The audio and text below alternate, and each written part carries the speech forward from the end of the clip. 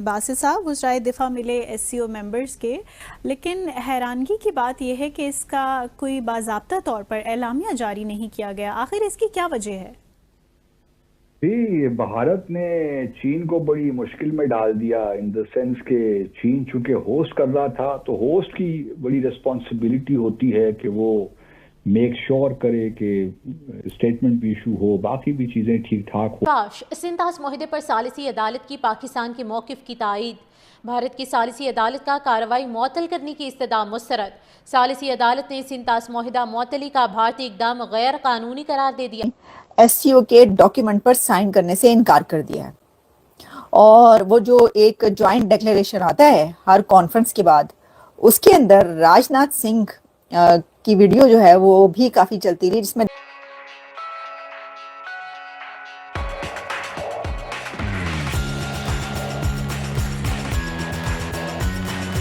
हो जाएं तो। लेकिन चीन और भारत के जो ताल्लुकात हैं वो तो हम जानते ही हैं। तो भारत ने चीन को तो बड़ा एम्बैरस कर दिया और फिर एससीओ को भी कमज़ोर किया, इसमें भी कोई शक नहीं है, क्योंकि भारत ये खुद मान रहा है कि उन्होंने जो डिक्लेरेशन था या जो कम्युनिके था उसको मानने से इनकार कर दिया, जिसका मतलब ये हुआ कि बाकी जो 9 ममालिक थे वो तैयार थे जी। जो कुछ भी ड्राफ्ट डिक्लेरेशन में था, लेकिन सिर्फ भारत की वजह से ये डिक्लेरेशन नहीं हुआ। तो इसका एक इम्पैक्ट तो है इन द सेंस के बाकी मेंबर कंट्रीज को भी ये अंदाज़ा हो गया होगा कि जो इस ऑर्गेनाइजेशन में अगर कोई मसला है तो भारत ही है, क्योंकि भारत दोनों साइड से खेलने की कोशिश करता है। तो इस वजह से वो जो कहते हैं ना, to have your cake and eat it too, वो वाली बात है। तो अब ये भारत एक्सपोज हो रहा है आहिस्ता आहिस्ता। अब ये इलामिया क्यों नहीं, भारत ने क्यों इस पर एग्री नहीं किया?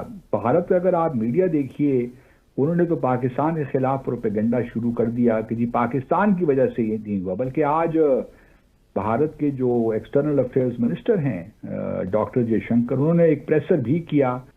अच्छा, अब ये जो डॉक्टर जयशंकर ने कहा, ये जहाँ तक पहलगाम के वाक़ये की मजम्मत की बात है, हमें कोई एतराज़ नहीं हो सकता उसके रेफरेंस से, क्योंकि हम तो इस वक्त यूएन सिक्योरिटी काउंसिल के मेंबर भी हैं और यूएन सिक्योरिटी काउंसिल ने अपनी 25 अप्रैल को जो स्टेटमेंट इशू की उसमें पहलगाम के वाक़ये की मजम्मत की, बल्कि हमने खुद मजम्मत की।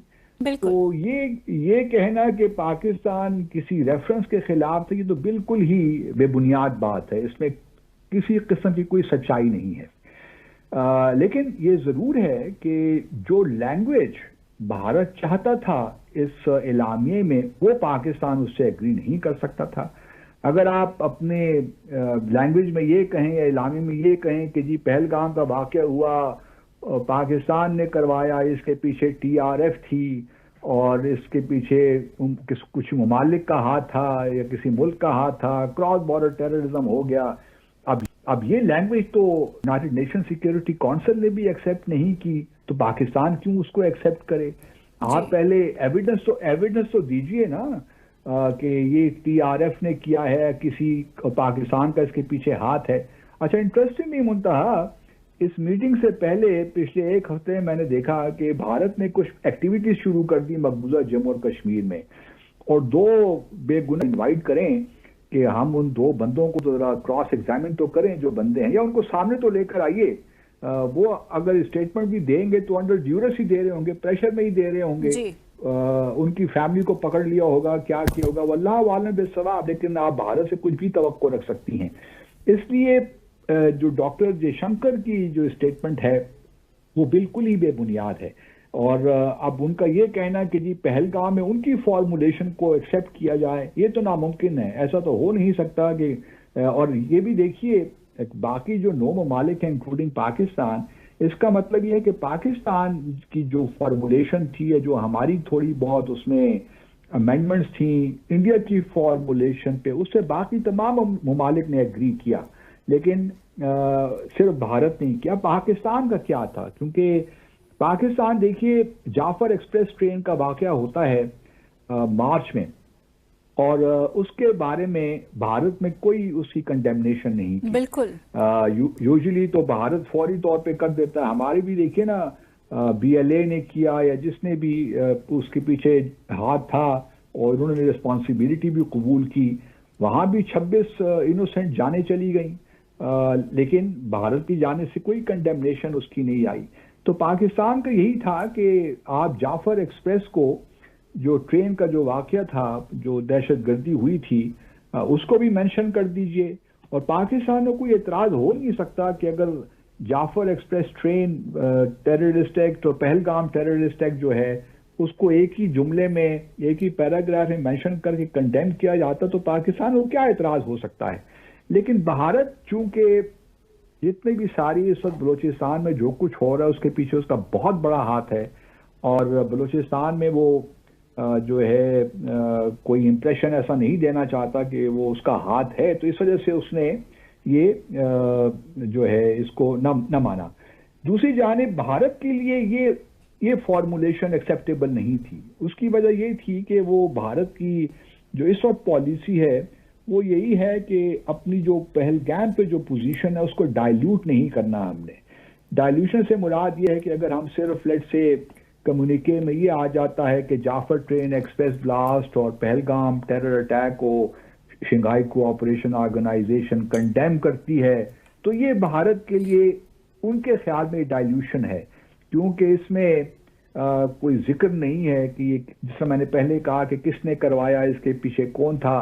तो वो शायद डोमेस्टिक पॉलिटिकल पर्पसेस के लिए और इंटरनेशनली भी जो है पाकिस्तान को वो उनके ख्याल में इस वक्त ये जो डाइल्यूशन है अपनी पोजीशन में उनकी डाइल्यूट हो जाती है। अगर वह CO की जो फॉर्मुलेशन चाइना ने दी या जो उसके बाद पाकिस्तान ने दी, अगर उसको तस्लीम कर लें तो फिर वो जाफर एक्सप्रेस जो ब्लास्ट है और पहलगाम ब्लास्ट है उसको एक ही जगह पे ले आएंगे, तो इससे उनकी जो पोजीशन है टेररिज्म पे या पहलगाम के वाक़े के हवाले से वो डाइल्यूट हो जाएगी। तो इसलिए देखा जा सकता है कि वो बैठे हैं, उनके सामने वो डॉक्यूमेंट रखा है, वो पढ़ रहे हैं, और उसके बाद उनके साथ जो स्टाफ था उसने कुछ पढ़ के जो है वो सुनाया या उसके ऊपर एलाबोरेट किया है कि क्यों नहीं कर रहे वो इसके ऊपर साइन, और राजनाथ सिंह साहब ने उसके ऊपर साइन करने से इनकार कर दिया।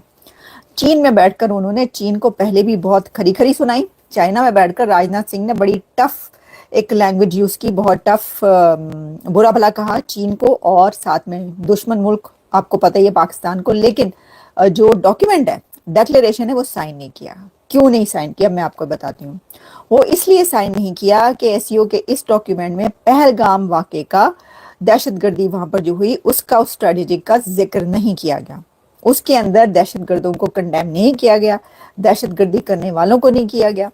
और तो बात यह कि चाइना में हो रही है कॉन्फ्रेंस, तो चाइना कहाँ करेगा। चाइना ने तो उसके ऊपर जो है वो पाकिस्तान का साथ दिया, पाकिस्तान की सपोर्ट में खड़ा रहा है। चाइना के तो जो अथॉरिटीज हैं उन्होंने पाकिस्तान की सपोर्ट में कहा कि जी कोई एविडेंस पेश करें, आप किसी एविडेंस के बगैर कैसे कह सकते हैं हम पाकिस्तान के साथ है। जब ये जंग हुई है इंडिया और पाकिस्तान के बीच पहलगाम के वाक़े पर, तो उसमें चीन ने पाकिस्तान का खुलकर साथ दिया। सिर्फ जुबानी जमा खर्च की बात नहीं है, बल्कि चाइना तो पाकिस्तान के साथ वो जो है ना वो एक चट्टान की तरह, वो जो बोलते हैं वहां पर बोला जाता है, उस तरह खड़ा रहा है। तो फिर ये जो है SCO में ये कैसे आप सोच सकते थे कि उसके ज्वाइंट डिक्लेरेशन में कोई पहलगाम वाक़े का जो जिक्र होगा। लेकिन क्योंकि इंडिया जो है वो इसके अंदर इस कॉन्फ्रेंस में है, और उन्होंने देखे इंडिया ने जो है ना वो दबा कर डंके की चोट पर वो इस कॉन्फ्रेंस में, मेरा ख्याल था कि नहीं जाएंगे, यानी चीन और इसमें वो कहेंगे कि देखें इतनी दहशतगर्दी हुई, हम आपकी कॉन्फ्रेंस में आएंगे। लेकिन वो गए, उसका पार्ट है, वो क्यों ना जाए। तो उसमें गए और उसके बाद फिर उन्होंने उस डिक्लेरेशन पर साइन करने से राजनाथ सिंह ने इनकार कर दिया। तो आपकी क्या राय है, कमेंट करें और शेयर करें।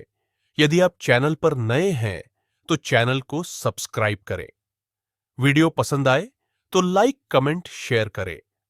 जय हिंद, वंदे मातरम।